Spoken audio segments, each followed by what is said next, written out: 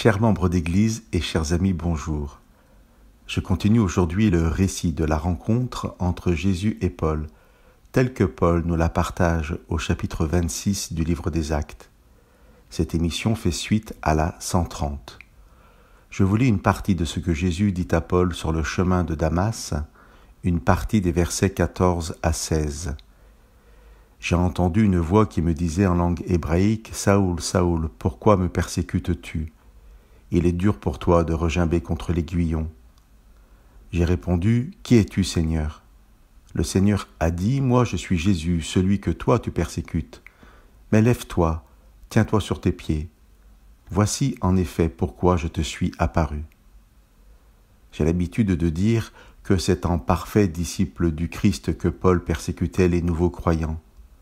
En tant que juif pharisien, Paul croyait à la venue du Messie, mot hébraïque qui se traduit Christ en grec et oint en français. Paul croyait au Messie mais ne comprenait pas que Jésus était le Messie. Il ne voyait pas Jésus-Christ en Jésus. Le Seigneur se révèle à Paul par son simple nom d'humain, Jésus, parce que c'est cela que Paul avait besoin de comprendre. Le Seigneur aurait pu utiliser des dizaines de noms différents, mais c'est bien le Christ fait homme, Jésus, que Paul devait découvrir et accepter. Dans un certain sens, Paul ne se convertit pas parce qu'il ne change pas de religion.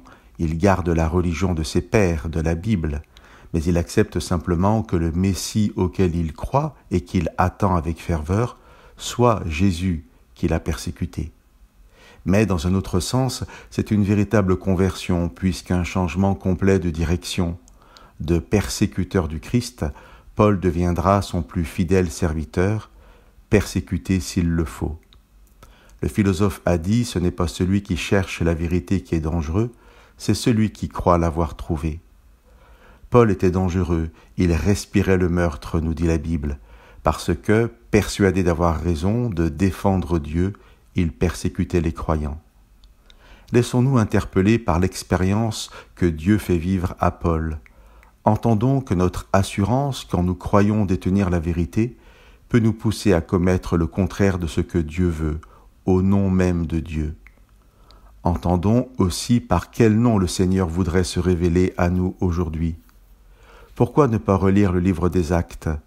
Jésus y est nommé d'une quinzaine de noms différents, chacun révélant une partie de l'œuvre d'amour qu'il accomplit pour chacun d'entre nous. Bien sûr, nous ne sommes pas tous persécuteurs du Christ, mais tous avons à mieux comprendre sa volonté pour nous, à mieux le découvrir dans nos vies. Entendons enfin Jésus se révéler à nous et nous adresser les mêmes paroles qu'à Paul. « Je suis Jésus, mais lève-toi, tiens-toi sur tes pieds. Voici en effet pourquoi je te suis apparu. » Que Dieu vous bénisse.